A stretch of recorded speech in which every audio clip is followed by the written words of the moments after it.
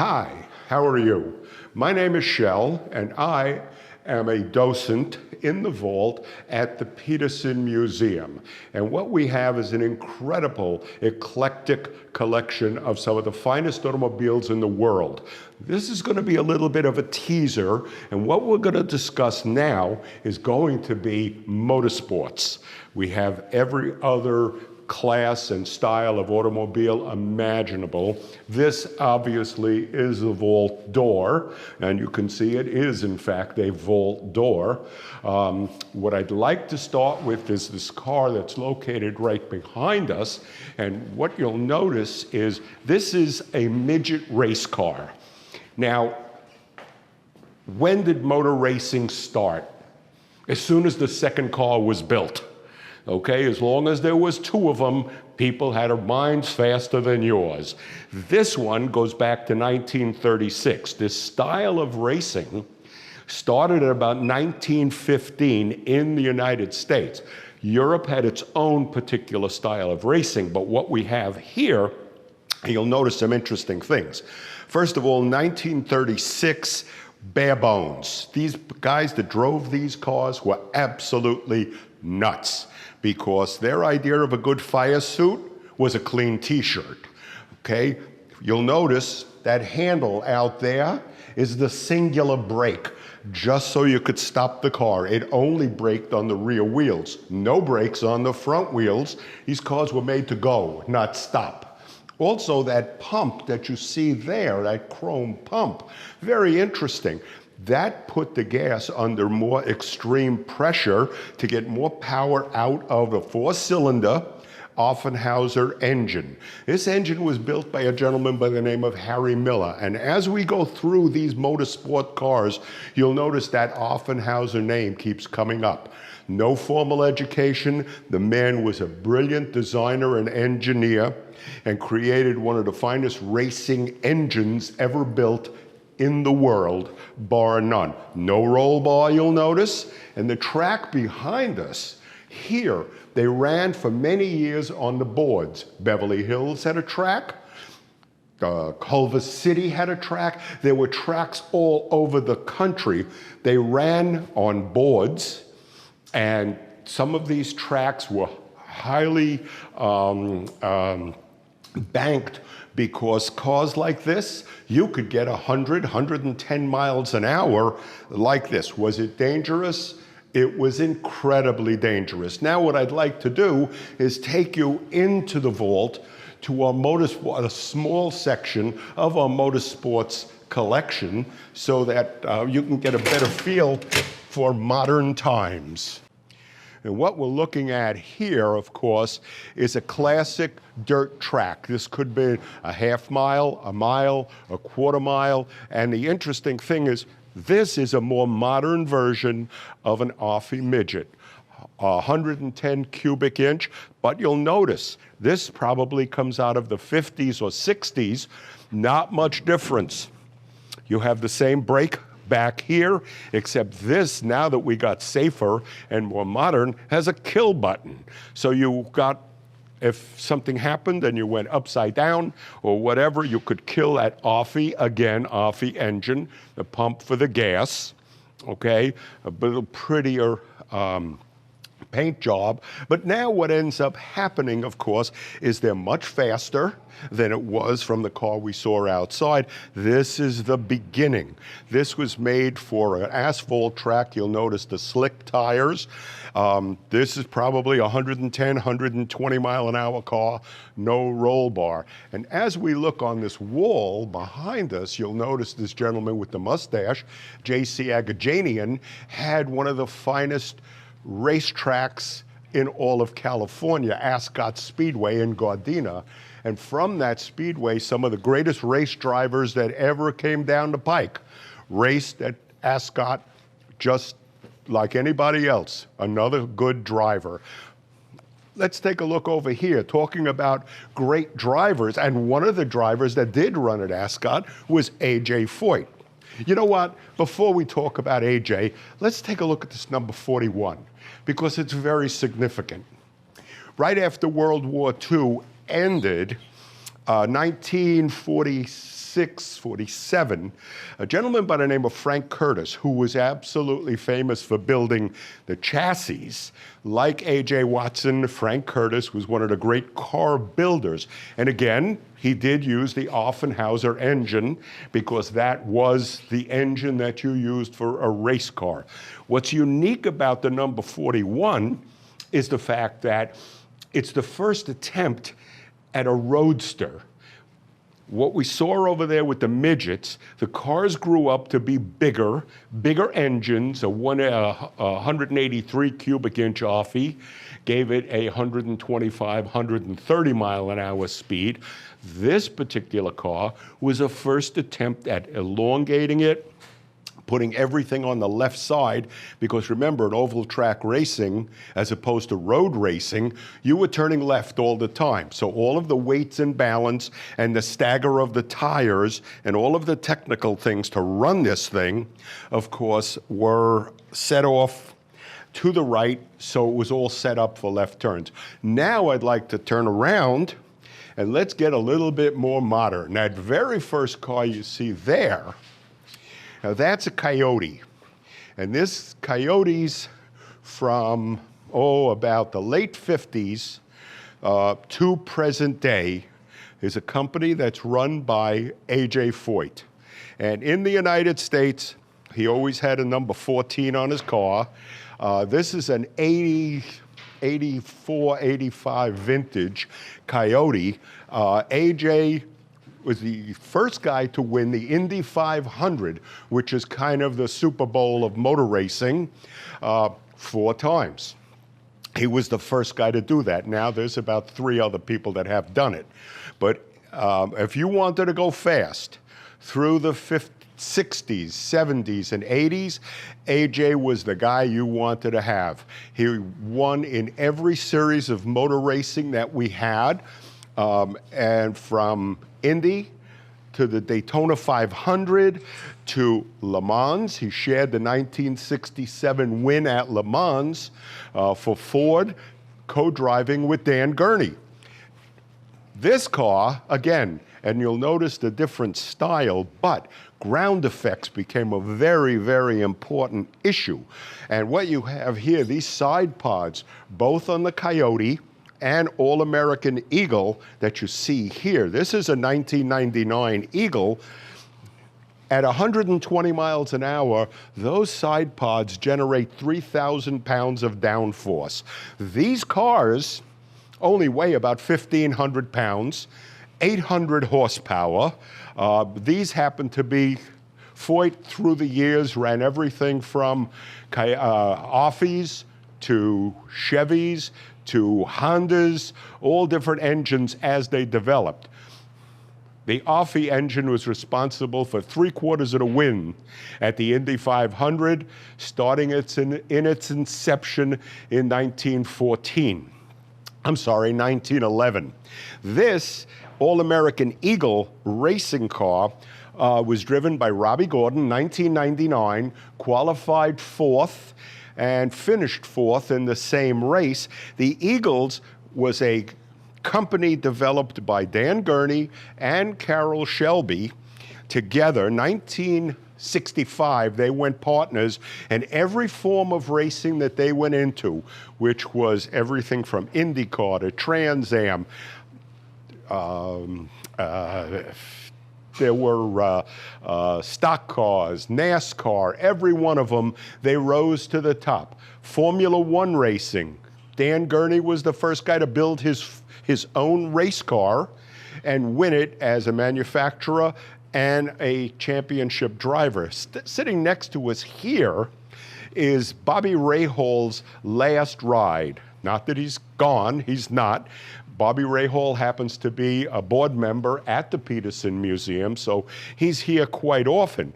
But in 1998, Bobby chose to retire from active racing and went in partners with David Letterman, from the TV fame David Letterman, and Graham Hill Graham Rahal, Bobby's son, is now the driver of the team. This car is a 1998, and all of the autographs and all the signs was commemorating Bobby's last ride when he retired. He also, as a footnote on that, won the Indianapolis 500 in 1986. I personally had dinner with him one night, and he's just a really, really nice guy, very personable.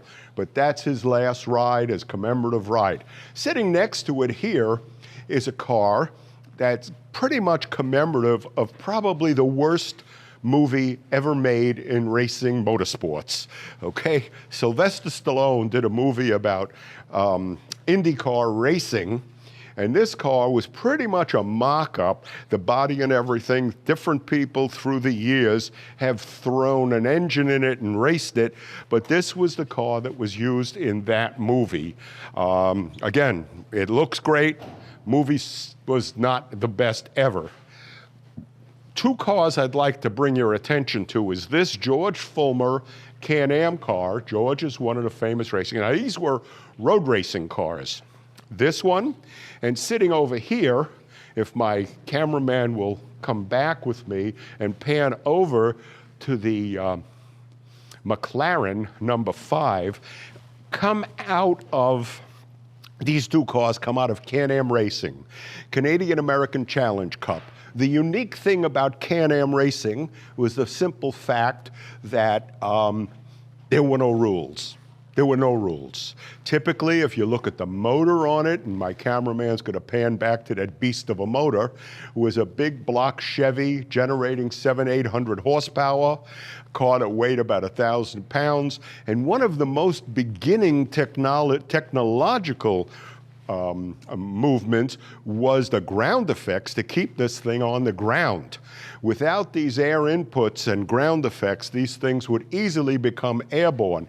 Now, the George Fulmer car, number 16, was a major competitor in that series of racing, but the McLaren that we see here, this orange number 5, the unique thing about this car is the number 5 and the number 6 McLarens dominated Can-Am racing for several years.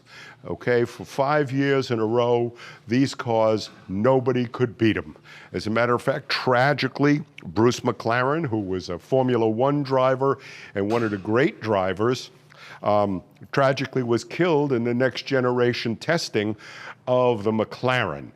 This was rebodied by the McLaren automobile company for us, so it's as close to an original as possible. The only rules that you had was fenders and a second seat. That was it. Everything else was whatever the technical people could develop, and there was some geniuses that got involved in this. All-American Racing, Dan Gurney, Carroll Shelby, Jim Hall, who did the Chaparrals. These cars, these cars were fast and exciting to watch. Sitting next to it here, as we talked about All-American Racing, okay? Now, this is a IMSA series, which again was another race series. This is a 1992 GTP car, and it's an All-American Eagle race car that raced in the closed cockpit, kind of when Can-Am went away in the early 70s. This series took over. This is Toyota powered, okay, because Gurney had a deal with Toyota. 800 horsepower turbocharged, dual turbocharged. But the interesting thing about this series of cars, this car was a very good car. 1993, the Mach 2 was an outrageous car. Out of 27 races for the season, these guys won 23 of the 27. You'll notice this is a number 99. Dan Gurney always ran 98, number 98 and 99, and this was what he did here. By the The second generation of this car, they were unbeatable. They were phenomenal. And if you look at the cockpit and everything, the way this thing sits, pretty much it was like driving or flying a jet fighter on the ground. Let's take a look at another Class Series car. Sitting next to the Can-Am is Can-Am McLaren. Sitting next to it is a 1994 Brabham. Now, Jack Brabham was a very famous motorsports race car driver, designer, builder. He was the first guy to come to Indianapolis with a rear engine type sports car like they were running in Formula One. And it was underpowered with a Cooper Climax engine, 4-cylinder, way underpowered. But because of its ability to handle through the corners, it gave a very, very good accounting of itself with Jack Brabham as the driver. And because of what he showed them he could do with a rear engine Formula style car, we started the beginning of the rear engine technology involving Ford Motor Car Company with the big V8s, and the cars that we looked at earlier, the Rahal car and the Foyt car, are all generations of what Jack Brabham brought to the table. Tragically killed in a racing accident. Now, let's change gears and let's go to another different style of oval track racing, okay? Sitting next to us here is a Cal Yarborough Oldsmobile NASCAR style stock car. And these are anything but stock cars. But keep in mind, my friends, that these were stock cars back in the good old days. When they started running these back in the 40s, right after the war, Daytona, they actually ran on the beach. These were very much stock cars.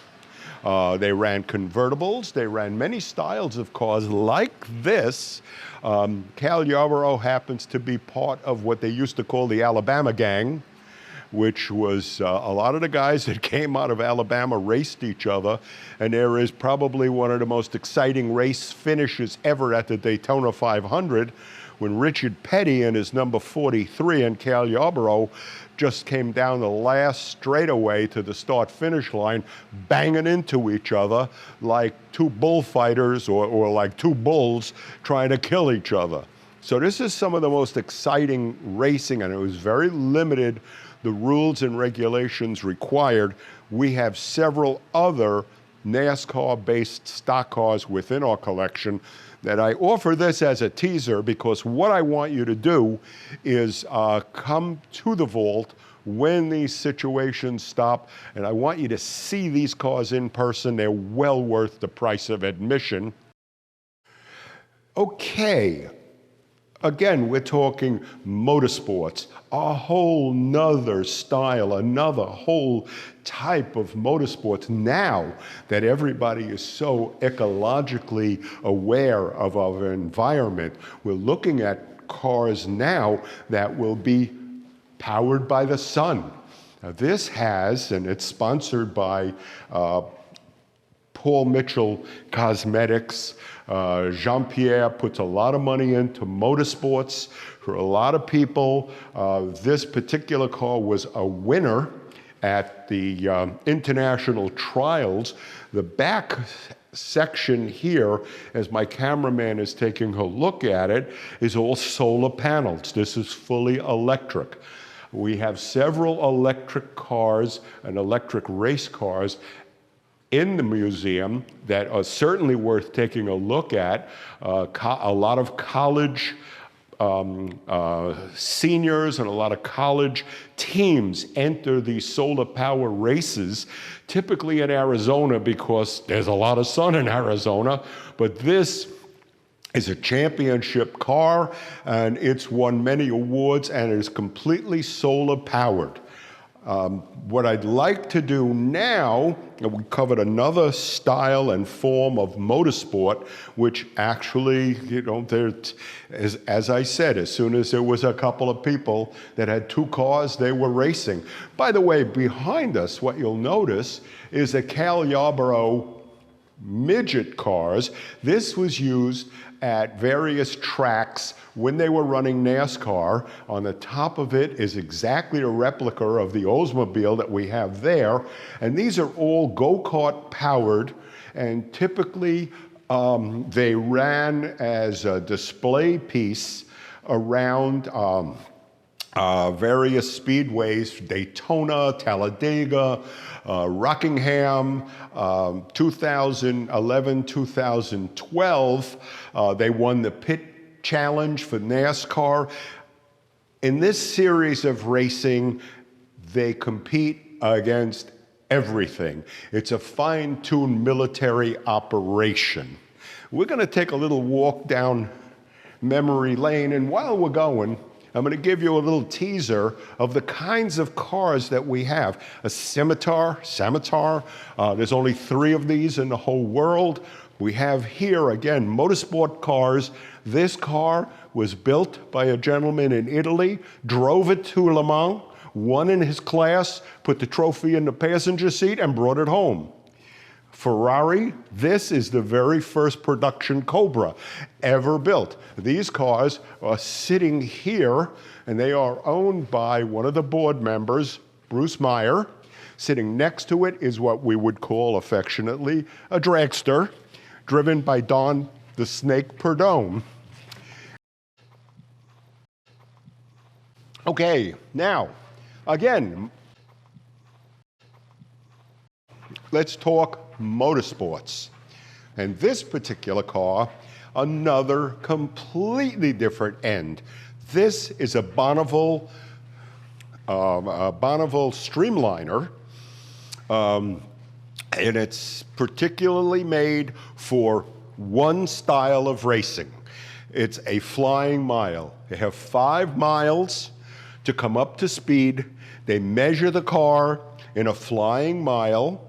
The record right now, this happens to be gas engine powered, but a jet powered car has broken the speed of sound, 700 plus miles an hour at the in the Salt Flats. This car ran at Bonneville in Utah and has set at least 1 or 2 records.